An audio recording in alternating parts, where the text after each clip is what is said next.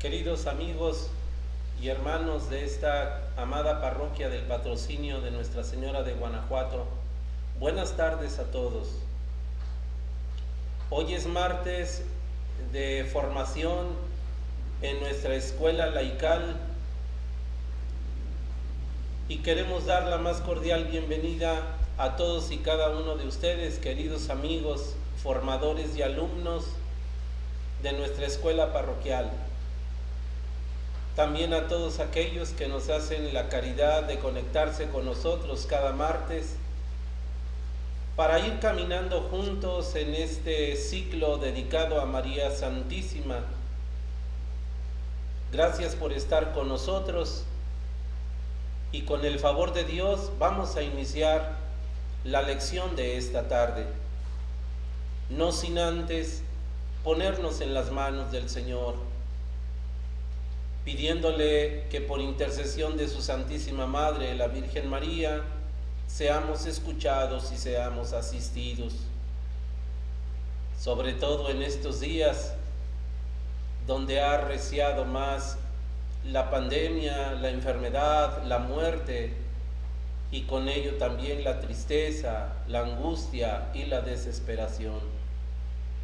Pero quienes confiamos en el Señor, estamos seguros de que Él proveerá y nos ayudará.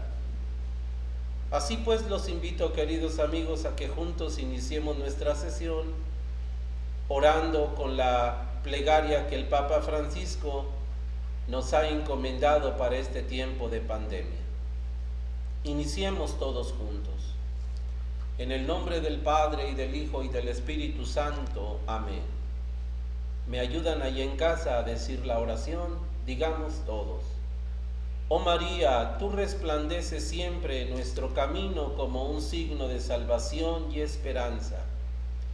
Nosotros confiamos en ti, salud de los enfermos, que junto a la cruz estuviste asociada al dolor de Jesús, manteniendo firme tu fe. Tú, salvación de todos los pueblos, sabes de qué tenemos necesidad y estamos seguros que proveerás para que, como en Caná de Galilea, pueda volver la alegría y la fiesta después de este momento de prueba. Ayúdanos, Madre del Divino Amor, a confiarnos a la voluntad del Padre y a hacer lo que nos dirá Jesús, que ha tomado sobre sí nuestros sufrimientos y ha cargado nuestros dolores para conducirnos a través de la cruz a la alegría de la resurrección. Amén. Bajo tu amparo nos acogemos, Santa Madre de Dios. No desprecies las oraciones que te hacemos en nuestras necesidades. Antes bien, líbranos de todo peligro, oh Virgen gloriosa y bendita. Ruega por nosotros, Santa Madre de Dios, para que seamos dignos de alcanzar las divinas gracias y promesas de nuestro Señor Jesucristo. Amén. Quedemos pues reunidos y asistidos en el nombre del Padre, y del Hijo, y del Espíritu Santo. Amén. Queridos amigos, la lección que ahora en esta tarde nos ocupa está titulada La vocación de María en el Evangelio de San Lucas. Recordarán ustedes que la semana pasada comenzamos a introducirnos en el estudio de María desde la óptica de los evangelios.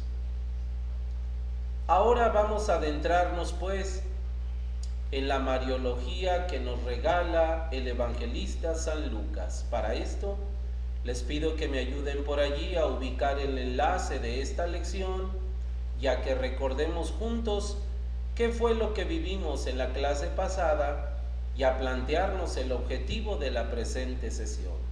Allí encuentran ustedes su enlace. Acabamos de estudiar la figura de María en el Evangelio de la Infancia según San Mateo. María es la madre de Jesús, la madre de Cristo. Entre la madre y el hijo se da una relación del todo única, siempre bajo la custodia de José. Ahora nos asomamos a lo más sobresaliente del Evangelio según San Lucas respecto a María y a su misión. Para esto nos planteamos un doble objetivo. Primero, ubicar la misión de María en la concepción e infancia de Jesús según el testimonio que nos regala San Lucas. Y segundo, reconocer a María como la llena de gracia, la madre del Mesías y la cumplidora de la voluntad del Padre. Como en cada sesión, queridos amigos, pues iniciamos en el encuentro con la palabra. Y hoy aparecen aquí precisamente este par de textos del Evangelio de San Lucas, en donde vamos a encontrar precisamente la presencia de la Santísima Virgen plasmada allí en las páginas del Evangelio. Dice San Lucas en el capítulo 1, en los versos del 26 y al 38 inclusive, estamos en el episodio de la Anunciación. Dios te salve, llena de gracia, el Señor está contigo. Al oír aquellas palabras, ella quedó desconcertada y se preguntaba qué significaba tal saludo. Y el ángel le dijo: no temas, María, pues Dios te ha concedido su favor. Y en el capítulo 2, de los versos del 51 y el 52, dice el evangelista: y bajó con ellos a Nazaret, donde vivió obedeciéndolos. Su madre conservaba cuidadosamente todos estos recuerdos en su corazón. Con estos dos textos evangélicos, queridos amigos, entramos de lleno en la lección de esta tarde. Nos adentramos en el fondo del Evangelio de San Lucas y los relatos de la infancia referidos a Jesús y a su Santísima Madre. Como una introducción decimos: la semana pasada, recuerden ustedes que habíamos hecho algunos apuntes sobre el Evangelio de San Mateo y allí advertimos algunas características del primer Evangelio y el papel que jugó María en la escritura que nos ofrece el evangelista. Ahora, en esta presente lección, como hemos dicho, nos vamos a adentrar al Evangelio de San Lucas. Las mismas recomendaciones que hicimos la semana pasada, cuando les recordábamos a ustedes que revisaran el módulo primero, la introducción a la Biblia, la lección número 7 que se refería a los evangelios. Ahora esa misma recomendación la volvemos a hacer, pero ahora fijando su mirada en las palabras que dijimos acerca del Evangelio de San Lucas. Estos apuntes nos van a ayudar para ubicar ya desde ahora algunas características de este Evangelio y hacer las debidas distinciones con respecto al Evangelio que estudiamos la semana pasada. Entre otras cosas, ¿qué podemos recordar del Evangelio de San Lucas? Primero, que el Evangelio de San Lucas fue puesto por escrito hacia los años 80 o 90 después de Cristo, unos 50 años, medio siglo después del acontecimiento de Jesús. Que Lucas, después de 50 años, ya tiene algunas fuentes muy claras de dónde echar mano para poner por escrito su evangelio. Lucas va a echar mano del Evangelio de San Marcos, que ya está escrito desde hace unos buenos años. Lucas también va a hacer uso de aquellos escritos que circulan por toda la comunidad desde hace ya mucho tiempo y que se llaman los dichos y las palabras de Jesús, lo que llaman los escrituristas la fuente Q. Y también Lucas sabe y tiene pleno conocimiento de otras fuentes que, aunque nunca se pusieron por escrito, son fuentes orales, en donde se habla y se dice con toda certeza noticias y acontecimientos referidos a Jesús de Nazaret. Hay que recordar también que el Evangelio de San Lucas fue escrito para los cristianos griegos, pero cristianos griegos cultos, aquellos que provienen del helenismo y que tienen un conocimiento vasto de muchas ciencias, y también tienen conocimientos filosóficos y tienen conocimientos de los grandes autores de su tiempo. Por eso Lucas va a escribir de la manera en que escribe, con un griego muy refinado y al mismo tiempo de una forma muy ordenada y culta. Recordemos también que el Evangelio de San Lucas, entre otras muchas intenciones, tiene como principal interés presentar a Jesús como el único y verdadero Señor. Solo a Él se le puede dar el título de Kyrios. Los señores de la tierra, los dueños de la tierra, los reyes de la tierra son nada con respecto a Jesús. También Lucas pretende presentar la historia como una historia de salvación. Y Lucas va a presentar 3 momentos concretos en su evangelio, recuerden. Va a presentar el tiempo de la preparación. Por eso tomará el antecedente del pueblo de Israel con las generaciones anteriores a Jesús y las especialmente inmediatas: Zacarías, Juan el Bautista, los pobres de Yahvé. Pero Lucas dará una especial importancia a Jesús como el centro de la historia, y finalmente dejará el tiempo de la iglesia, el tiempo de la misión. A Lucas lo conocemos como el evangelista de la misericordia. En el Evangelio de San Lucas vamos a encontrar esa misericordia que sale al encuentro de los pobres, de los pecadores y de una manera muy singular de las mujeres. Estas figuras estarán presentes en el Evangelio de San Lucas. Por esa razón, veremos ya en el contexto cómo Lucas dará una importancia tremenda a la figura de la mujer, a María Santísima, muy diferente al enfoque que le ha dado San Mateo, como lo veíamos en la sesión pasada. Con este preliminar, entonces, decimos en 12 pequeños numerales el contenido de esta lección. Primero, Lucas comienza hablando de María en el capítulo 1, cuando él mismo nos narra el pasaje de la Anunciación. A diferencia de San Mateo, Lucas narra claramente el momento en que el ángel del Señor se le presentó a María. Mateo lo omite.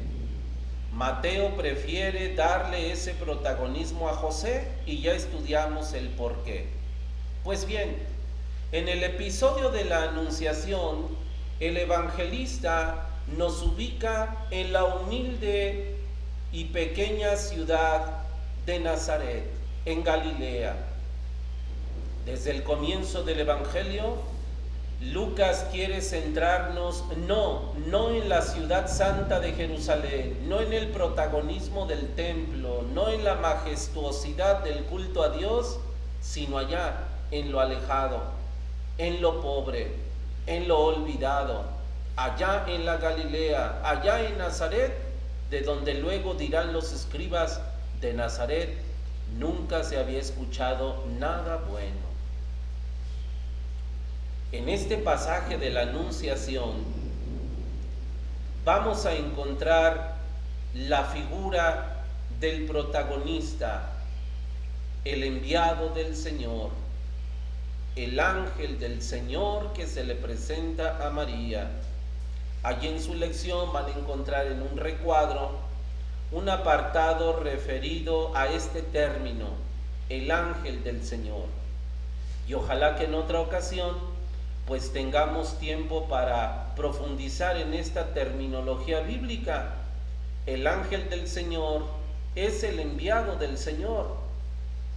Y en repetidas ocasiones aparece este término en la Biblia, sobre todo en el Antiguo Testamento, y muchas de las veces vamos a descubrir que cuando se habla del enviado del Señor o del ángel del Señor, no necesariamente se refiere a un ser espiritual, pero en el caso presente que nos relata el señor San Lucas, es alguien que se presentó, que se apareció a María, alguien venido del cielo.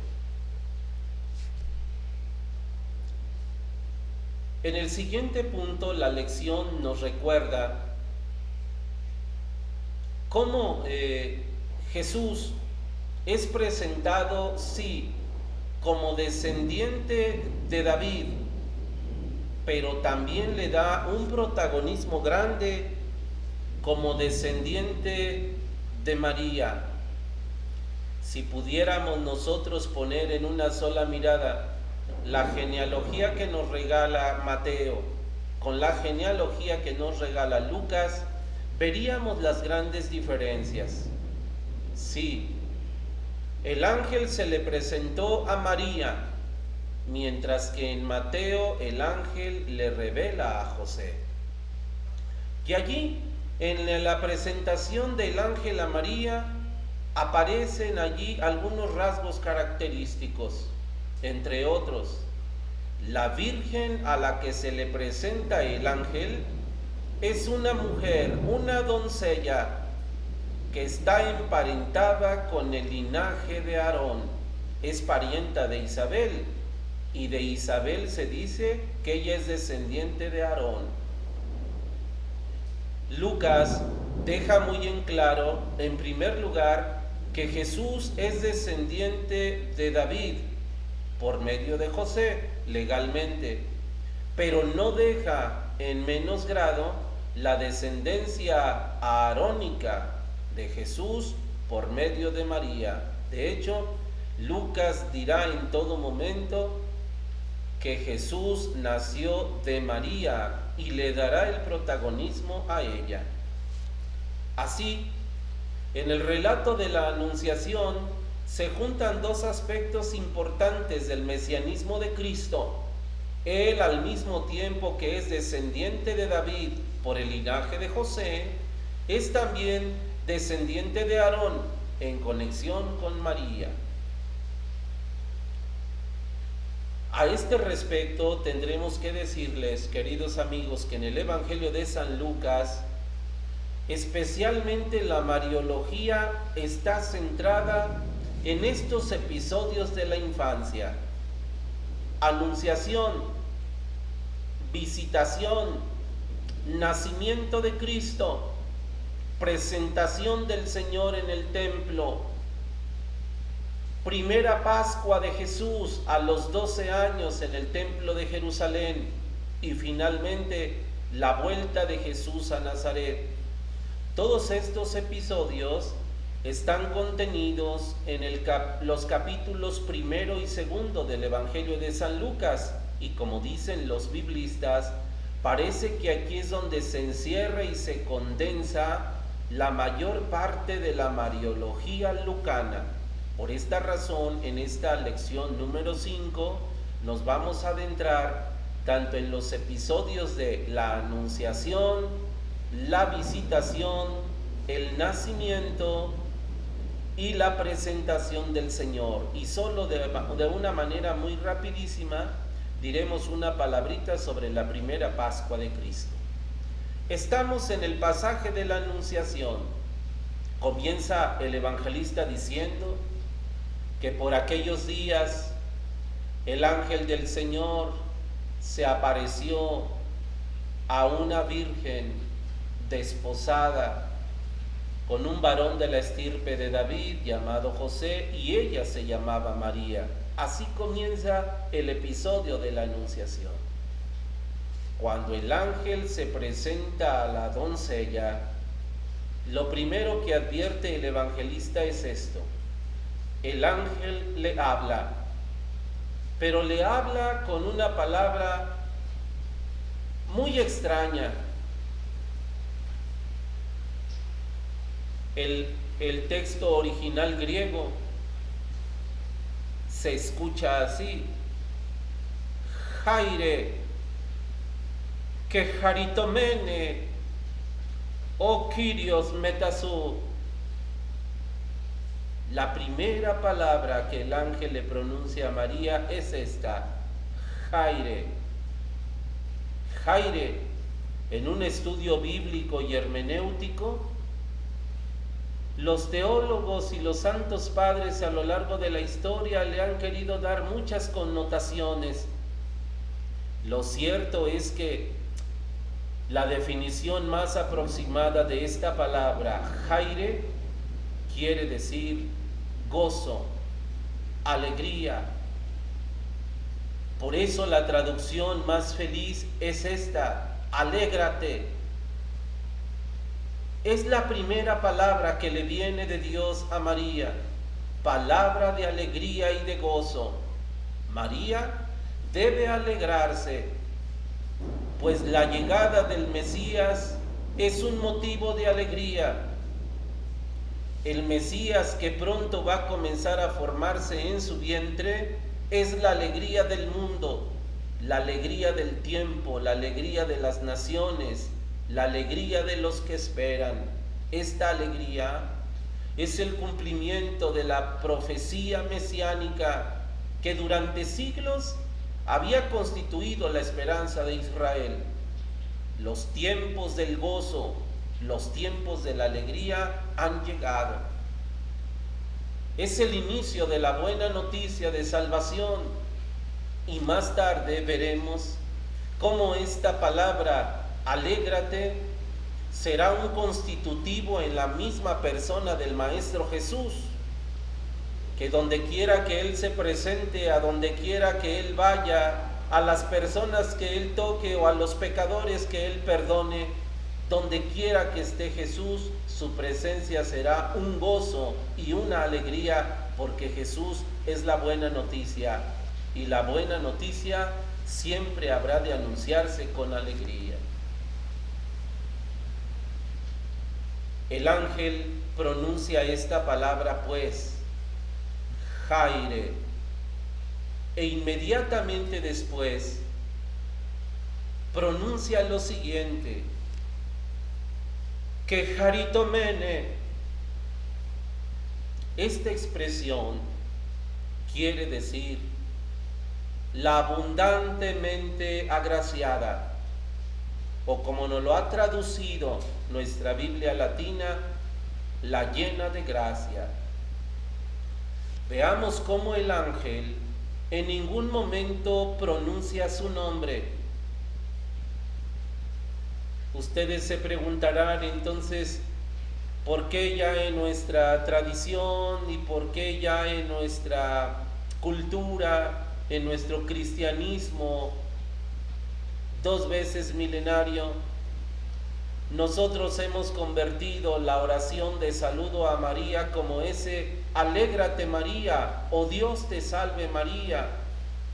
En realidad, el ángel nunca pronunció su nombre, sino más bien le dio el equivalente: tú eres la llena de gracia. Este nombre, pronunciado por el ángel, revela pues lo que el Creador ha hecho por la Virgen doncella de Nazaret, Dios ha tomado la iniciativa de colmarla con todas sus gracias.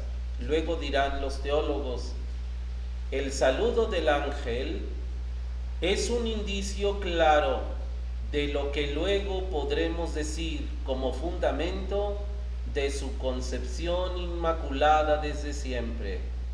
Le llamó agraciada plenamente, lo que quiere decir que ella siempre contó con la gracia, con el favor y con la santidad de Dios. Esta expresión está pues en el origen de la Iglesia y defiende una y otra vez pues que María nunca tuvo pecado, inmaculada desde su concepción. Así, cuando nosotros proclamamos o rezamos el Ave María, por supuesto que estamos haciendo referencia a esta verdad. María es la llena de gracia, María es la inmaculada. Después el ángel sigue hablando. Después de estas dos palabras, Jaire y que Jaritomene, el ángel vuelve a decirle a María, Jo Kyrios metasu, el Señor está contigo. Esta palabra, el Señor está contigo, por supuesto que no es una expresión exclusiva de María. Si nosotros regresáramos la Biblia, sobre todo al Antiguo Testamento, nos daríamos cuenta que esta expresión es frecuentemente utilizada y que se menciona cuando Dios elige a una persona en especial para una misión, y lo podemos ver en algunos personajes bíblicos emblemáticos como es Moisés, como es Josué, como son algunos de los profetas. No temas, yo estaré contigo, no tengas miedo, el Señor está contigo. Así, de esta misma manera, María es saludada y se le garantiza, el Señor está contigo. Quiere decir que también en ella existe esta asistencia poderosa y eficaz, porque ella ha sido llamada para algo muy especial. La asistencia especial en María, por supuesto, que es en doble sentido. No solamente que Dios estará con ella para que cumpla su misión, sino que literalmente el Verbo está dentro de ella. El Verbo estará dentro de ella, se formará el Emmanuel en ella, y ella será verdaderamente la Madre del Señor. María es puesta en estas palabras, queridos amigos, en la misma línea de las grandes vocaciones bíblicas, y se le equipara a la misma vocación que tuvieron en el pasado los patriarcas, los profetas y los reyes. Lucas pone en el eslabón de las grandes vocaciones, en el eslabón de los grandes personajes, a María. Aunque sea mujer, la pone en el mismo catálogo que pondría a Abraham, a Moisés o al mismo David.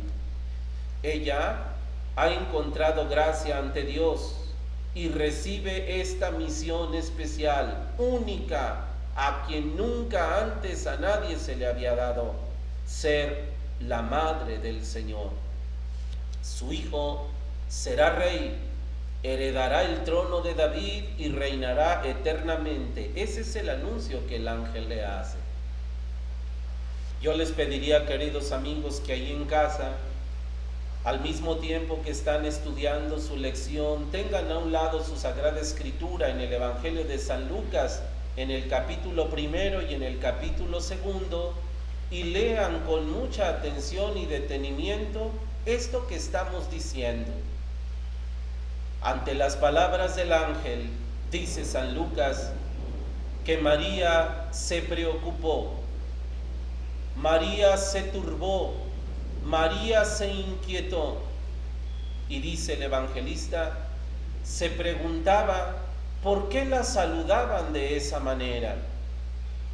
Dice un exégeta biblista pues reconocido que lo que más le preocupó a María posiblemente no es la forma o los títulos en que se dirigió el ángel a ella, fíjense, sino sobre todo que un ángel se le haya aparecido a ella. En la historia de Israel, los ángeles no se le aparecen a mujeres. Las mujeres no son fuertemente reconocidas como sujetos de misión sublime. Revisen allí los grandes personajes bíblicos. Resulta que en el Evangelio de San Lucas, sí, a María le preocupa por qué yo, siendo mujer, se me ha parecido un enviado del Señor. En esta preocupación, pero también en esta turbación, el evangelista San Lucas, queridos amigos, nos presenta ya a María meditando los acontecimientos, reflexionando una y otra vez qué es lo que le está sucediendo. Hay que poner mucha atención en esto que acabamos de decir, porque en el Evangelio de San Lucas vamos a encontrar repetidamente estas palabras. María meditaba y guardaba las cosas en su corazón. No es una mujer impulsiva. Y estas características, meditar y guardar las cosas en el corazón, son las características que luego dirá San Lucas, definen al verdadero discípulo, al verdadero creyente, al verdadero seguidor de Jesús.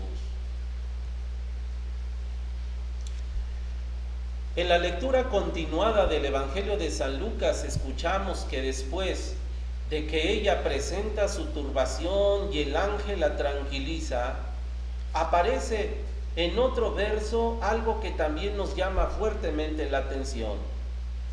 El ángel le encomienda a ella la misión de que ella es la que va a dar a luz al Hijo y que ella le impondrá el nombre de Jesús. Recuerdan ustedes que a diferencia de San Mateo, que decíamos la semana pasada, al Padre es al que le corresponde imponer el nombre.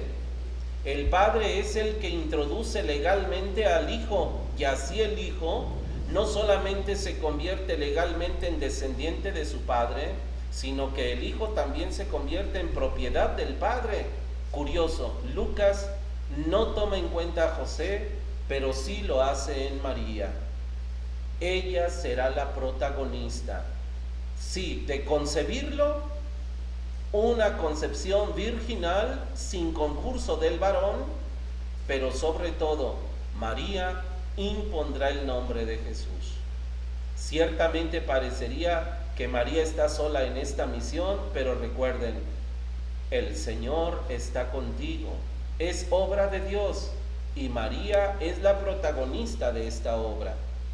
El eco de la palabra de Dios y la plenitud de la gracia de la que ella es portadora ahora es lo que revelará en María el cumplimiento de aquella profecía isaica que estudiábamos hace algunas semanas. En María se cumple aquella profecía que decíamos de Isaías: he aquí que la doncella concebirá y dará a luz un hijo y le pondrán por nombre Emmanuel. Para el evangelista, este episodio de la anunciación y las instrucciones que el enviado de Dios le da a la doncella es un perfecto cumplimiento de la profecía isaica que estudiamos hace unas semanas en el capítulo 7 del profeta, en el verso 14. El Evangelio de San Lucas, en el pasaje de la Anunciación, sigue revelándonos detalles. La turbación de María ahora no es solamente por el saludo que ha recibido, sino ahora, después de que se le revela la misión, ella pregunta con todo derecho: pero también en medio de la zozobra y de la angustia. ¿Cómo es que yo voy a tener un hijo? No es que ella no lo pueda tener. Dicen los exégetas y comentaristas, María Santísima ya había hecho un voto público de permanecer virgen, de no tener hijos y tampoco de tener varón. Si es verdad que a estas alturas María Santísima está desposada, prometida en matrimonio con José, lo cierto es que dicen los santos padres, seguramente ellos habían llegado al acuerdo de sí, formar matrimonio, pero José respetar siempre el voto de virginidad de su esposa. María Santísima conoce las profundas razones para consagrar su virginidad a Dios. Y sin embargo, ahora que le anuncia el ángel que ella va a ser madre, la pregunta profundamente inquietante de María es esta: ¿y yo cómo voy a tener un hijo si yo prometí no estar con ningún varón? La respuesta del ángel es certera: el Señor lo hará. Tu virginidad no quedará tocada, tu voto no quedará destruido, tu promesa no quedará aniquilada. Lo que le has prometido al Señor, eso tendrá cabal cumplimiento. Pero el Señor, el Emmanuel que vendrá a ti, vendrá por el poder de Dios. Él lo enviará. Él pide tu colaboración para que Él venga a tu vientre y nazca de ti, pero tú seguirás siendo la doncella que siempre prometiste serlo. Esto entonces, la concepción de Jesús se realizará por el poder creador de Dios, y ella concebirá por obra del Espíritu Divino, que como veremos a continuación, será quien la cubra con su manto. Así pues, la pregunta de María se entiende únicamente si quiere seguir permaneciendo virgen, como lo hemos dicho, y el ángel le ha dado respuesta a esta inquietud. El milagro de Dios que va a operar en ella es para reafirmar el propósito de María. Un apunte a este pasaje del Evangelio dice: algunos interpretaron equivocadamente el pasaje al decir: si María Santísima concibió un hijo sin concurso de varón, esto quiere decir que el compañero sexual de María para engendrar al hijo es el mismo Dios. Esto evidentemente es una interpretación equivocada. De Dios no podemos decir que sea un compañero sexual para que se engendre Jesús. De Dios decimos que es el poder creador. Jesús fue concebido por obra de Dios, sin el concurso de varón.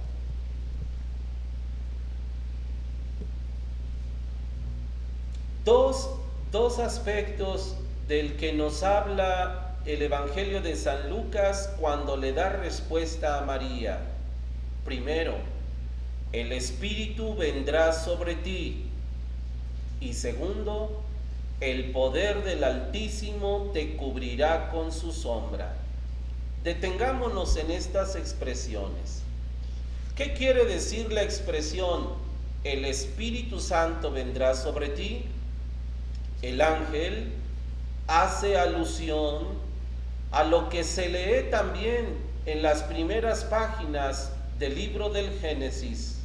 Allí donde nada había, allí donde todavía no se creaba nada, dice el Génesis, solo el Espíritu aleteaba sobre las superficies de las aguas. Antes de toda creación, el Espíritu aleteaba y el Espíritu vino y el Espíritu de Dios comenzó a crear todas las cosas. Lucas hace un paralelismo entre la primera creación, cuando el Espíritu aleteaba y comenzaron a surgir todas las cosas, y este Espíritu que ahora aletea sobre María y vendrá sobre ella para hacer la creación de Jesús. Si me permiten el término, Jesús comienza a existir en el vientre de María como hombre. Y la segunda expresión, el poder del Altísimo te cubrirá con su sombra. Esta expresión, queridos amigos, hace alusión a lo que se hacía en el Antiguo Testamento con el Arca de la Alianza. Dice la Sagrada Escritura que se cubría con un manto el arca y que este manto representaba la presencia de Dios sobre el arca bendita. El poder del Altísimo te cubrirá con su sombra es algo así como hacer una interpretación de que ahora un nuevo manto, un nuevo velo cubrirá a María como en otro tiempo se cubrió el arca, y a María se le comienza a dar este título: ella es la nueva arca o la verdadera arca de la alianza, donde estará el verdadero Dios, el Dios que libera a su pueblo. El pasaje de la Anunciación termina, queridos amigos, con un extraordinario final, la respuesta conclusiva de María: fiat, que se haga pues todo, pues yo soy la esclava del Señor. María Santísima, después de presenciar todo este diálogo y de interactuar con el enviado de Dios, al final da una sola respuesta: que se haga, y confiesa ser ella totalmente disponible a la voluntad de Dios. María recibe pues la misión de Dios con toda fe y con inquebrantable confianza. Así entra la Virgen Santa en la obra de salvación como la profundamente disponible, como la plenamente libre y total para contribuir con Dios en la plenitud de los tiempos. Ella se manifestará en todo momento, no solo ya con las palabras, sino sobre todo con sus obras, con su persona, como la siempre dispuesta a que se realice la obra de Dios en ella. Yo les pediría que a la hora de estar revisando el pasaje de la Anunciación, desde su Santa Escritura, vayan viendo cada uno de estos detalles y, ¿por qué no?, ayúdense de alguna tinta, de algún color para ir subrayando en su Biblia todo esto, y en nuestros momentos de meditación, queridos amigos, podamos rescatar todo esto y darle una mayor profundidad y reflexión con nuestra lectura reposada y con nuestra meditación profunda. El segundo grande episodio que el evangelista San Lucas nos presenta en un profundo protagonismo de María es el pasaje de la visitación. Ahora dejamos la pequeña aldea de Nazaret y ahora nos trasladamos por todas las montañas de Judea hasta las regiones de Jeín Carim para llegar a la casa de Zacarías y de Isabel. En el episodio de la visitación sucederá un nuevo acontecimiento mariológico. María emprende el camino para visitar a su prima Isabel. En otro tiempo diremos también otra palabra sobre lo que dicen los santos padres, las razones por las cuales María se encaminó presurosa hacia los pueblos de las montañas de Judea.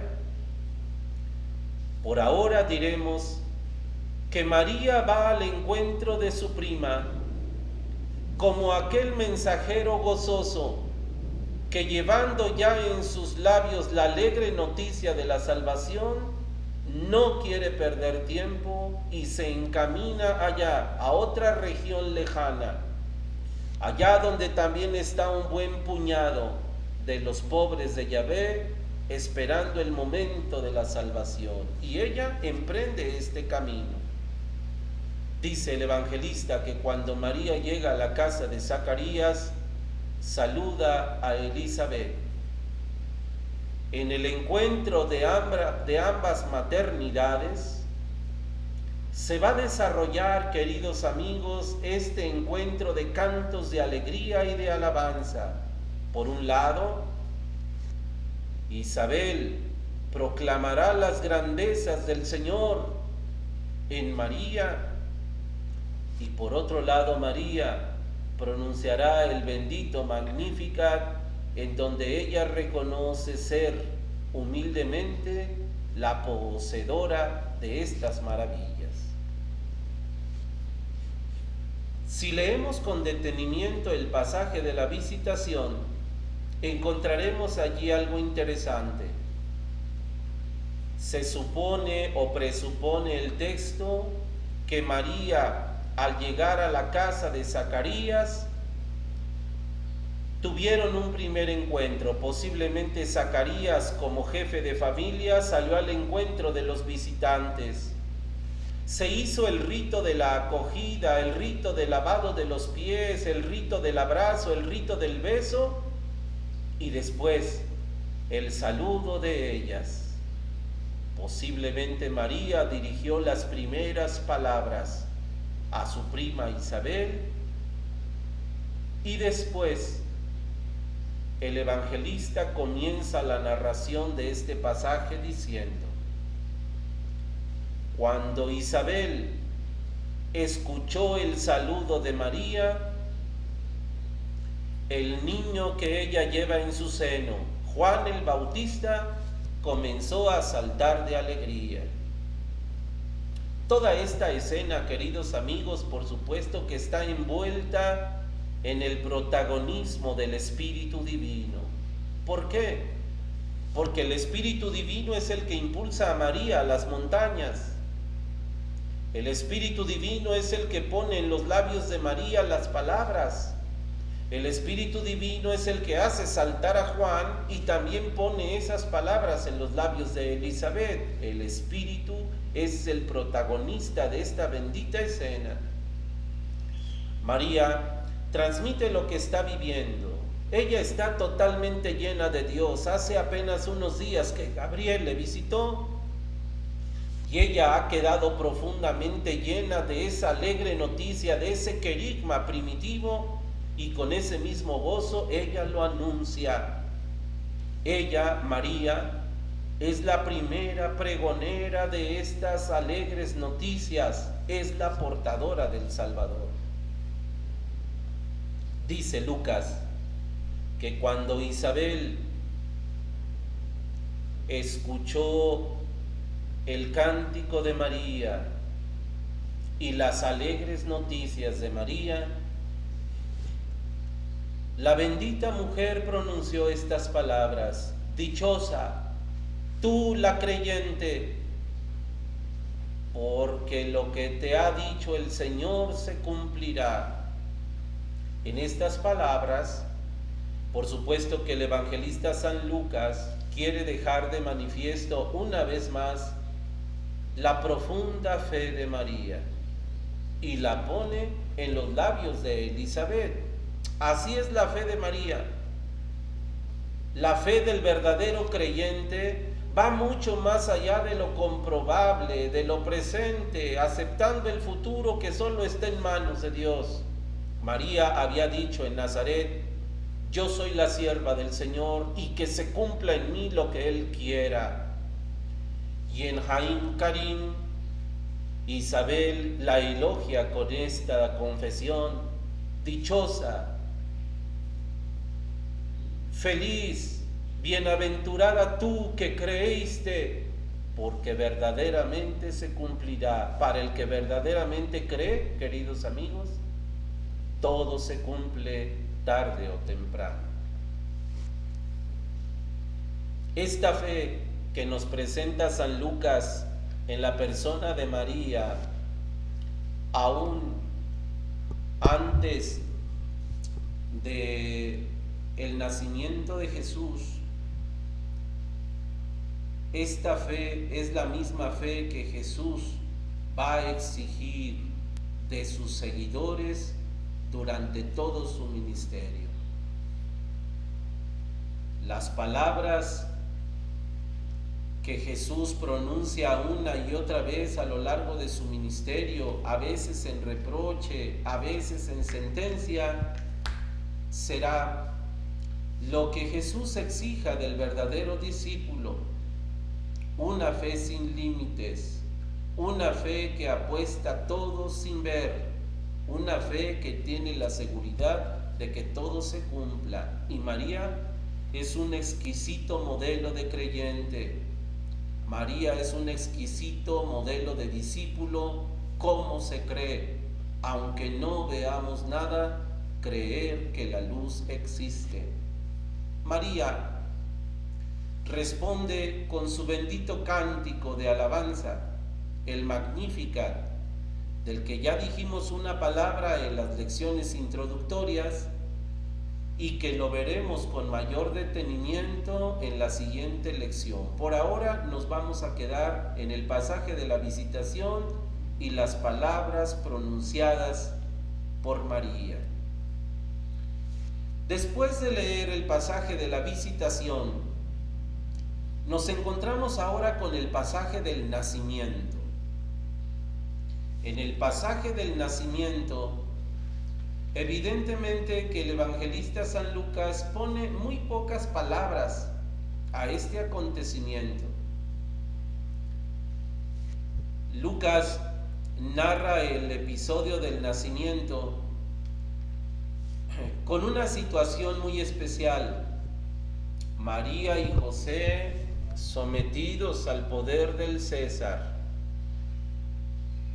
María y José como hombres sometidos al poder de los hombres. Recuerden que Lucas narra el nacimiento de Jesús con aquella orden del César Augusto y el empadronamiento y el camino a Belén y aquellos jóvenes esposos obedientes a la legislación, cumpliendo en todo lo que el imperio manda. Así ubicamos el nacimiento de Jesús en el pequeño pueblo de Belén, y Lucas hace coincidir este acontecimiento. Belén en realidad es la ciudad de David. Allí se va a cumplir la profecía. Así pues, condicionados por estas circunstancias, a María no le queda otro remedio. Dice Lucas, allí se le cumplió el tiempo de dar a luz y María va a dar a luz a su hijo en Belén. Todo mundo conocemos este episodio y sabemos muy bien las circunstancias en las que nació mi Jesús. Ni en una casa, ni en una posada digna, ni rodeado de gente, sino más bien allí, en los criaderos, allí en los corrales, allí en la gruta, allí a las afueras de Belén. Y esto el evangelista lo destaca en sobremanera porque allí, en esas condiciones, en la pobreza, en el alejamiento, en el olvido, allí Lucas pone el nacimiento de nuestro Salvador, y todavía más, ahí Lucas dará lugar para la presencia de los pastores y el anuncio de la alegre noticia a los más pobres, a los más desafortunados, a los olvidados. Recuerden ustedes que lo que dijimos en el mensaje introductorio sobre las características del Evangelio de Lucas Vean ustedes cómo ya desde los inicios del Evangelio se está cumpliendo la intención del autor, llegar a los más pobres. Alegre noticia para los más desamparados, para los que menos cuentan. Jesús vino para salvar a los que menos valen. Allí vamos a encontrar también cómo el evangelista vuelve a hacer mención de estas palabras. María, por su parte, conserva todos estos recuerdos y los va a meditar en su corazón. Segunda vez, María medita lo que ve y vive, iluminada siempre por su fe y su profunda esperanza. La fe y la esperanza de María le vienen porque ella ha creído en lo que Dios le ha dicho. Lucas va a presentar entonces, como hemos dicho, a José y a María como los obedientes a la voluntad divina y a la ley de Moisés. Ahora del pasaje del nacimiento nos trasladamos al pasaje de la presentación. 40 días después del nacimiento de Cristo y en obediencia a la ley de Moisés, José y María, obedientes a la ley mosaica, cumplirán con todo lo prescrito. Ella, la mujer recién parturienta, debe cumplir con la ley de la purificación. Él, José, como padre del primogénito que han tenido apenas hace 40 días, debe acudir al templo para cumplir con el rito de la presentación y el rescate del primogénito. Ustedes también recuerdan muy bien este pasaje, porque ese pasaje nosotros lo celebramos en el día 2 de febrero, la presentación del Señor, y allí se nos narra la historia de la presencia del anciano Simeón, de la profecía revelada a propósito de la llegada de Cristo al santuario, y todo aquello que se dijo del Señor Jesús. También la profecía de Simeón a María, donde le revela quién será Jesús, cómo será Jesús y lo que pasará con ella.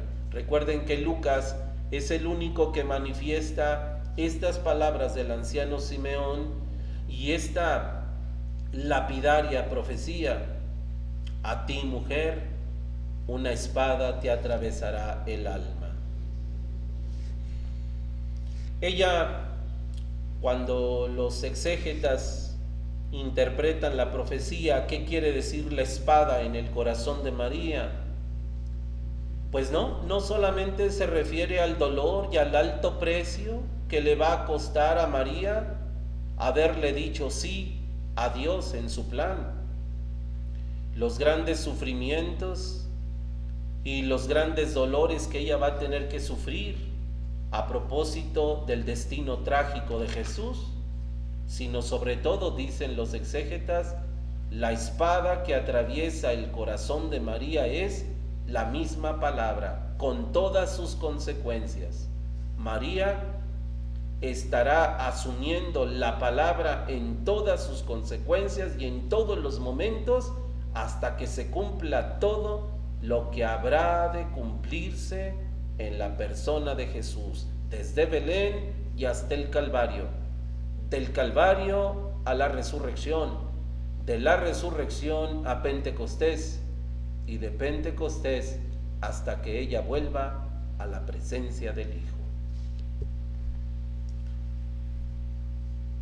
El último episodio de la infancia que nos narra Lucas es lo que llamamos en la Biblia nosotros la primera Pascua de Jesús, o lo que meditamos también en los misterios del Rosario, la pérdida de Jesús en el templo y su reencuentro al tercer día.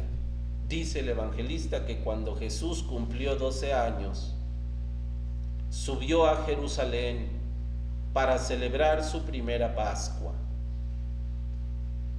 En otra ocasión platicaremos con ustedes cómo es el rito judío en que los niños a los 12 años se convierten ya en hombres, ritualmente hablando, y ellos ya son considerados judíos activos en el servicio religioso.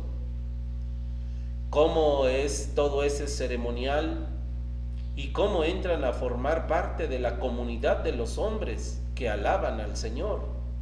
Lucas dice que Jesús a los 12 años subió al templo y efectivamente cumplió con todo este ritual.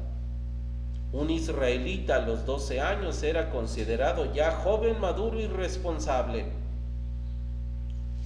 Recordarán ustedes este episodio, cómo Jesús permanece en el templo discurriendo con los doctores y maestros de la ley, mientras que sus padres con toda la demás caravana vuelven a su tierra.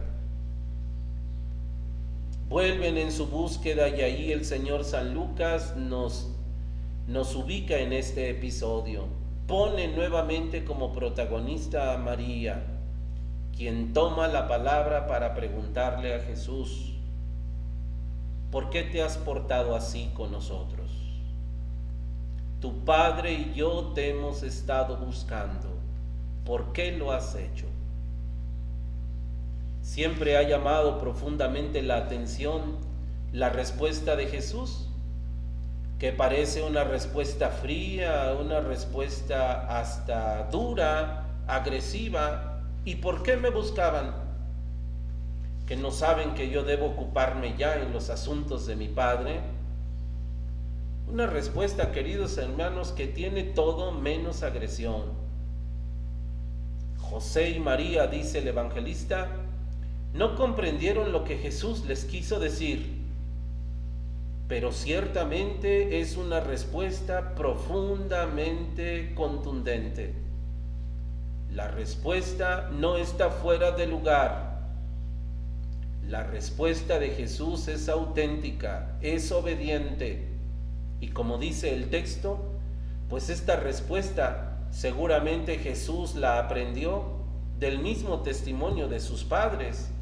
Pues si José y María en todo momento son los obedientes, los que hacen primero la voluntad del Padre antes que otra cosa, y eso mismo le han infundido al Hijo, lógico es que Jesús responda de esta misma manera. Pero ustedes y yo, queridos amigos, también sabemos lo que significa ya la respuesta de Jesús. A los 12 años, y él siendo ya poco a poco un israelita maduro, Jesús también poco a poco va a ir cobrando conciencia, autoconciencia de quién es y para qué ha venido. El evangelista intuye aquí, ya en la respuesta de Jesús, los primeros pasos de un horizonte que poco a poco se abre para Jesús, sabiendo que la misión poco a poco va a ir comenzando y Jesús debe irse preparando para ella. El evangelista vuelve a apuntar que tras la respuesta de Jesús, María guardó cuidadosamente todas estas cosas en su corazón. María no pedirá explicaciones, simplemente guardará y meditará estas cosas en su corazón. Ella, como madre, también irá entendiendo poco a poco quién es Jesús, el mesianismo de Jesús. Si por un lado entenderá que en todo momento Jesús es el Hijo de Dios y que tendrá una misión especial, ciertamente en este momento ella ignora el modo y el tiempo en que habría de manifestarse al mundo dicho mesianismo, pero las palabras de Jesús, joven, la empiezan a preparar a ella para la misión que dentro de pocos años irá a comenzar. Con esta última intervención, queridos amigos, damos por terminado este breve recorrido por el Evangelio de San Lucas. Como pueden ver, Lucas es el más mariológico de los evangelistas y es el que le da más protagonismo a la Señora. Sería interesante que volviéramos a cada uno de estos episodios y viéramos muy de cerca tanto el protagonismo que le da el evangelista como la intervención que María tiene en cada uno de estos episodios que hemos meditado. Ahora, como actividad final y como pase de lista que espero nos lo reporten como cada semana, allí les entrego yo estas últimas cuestiones. ¿Cuál es la misión de María en la concepción e infancia de Jesús según el testimonio de Lucas? La misión de María. ¿Qué significa el nombre llena de gracia? ¿A qué hace referencia María cuando dice yo soy la esclava del Señor? Y finalmente, enlistemos algunos rasgos de María que hemos aprendido en esta lección. Ojalá, queridos amigos, que podamos trabajar juntos, podamos contestar nuestras preguntas y con el favor de Dios nos podamos encontrar la próxima semana. Les pido al Señor que los bendiga a todos ustedes. Por favor, cuídense y en el nombre del Señor nos encontramos la próxima semana. Que Dios los cuide y que Dios los acompañe.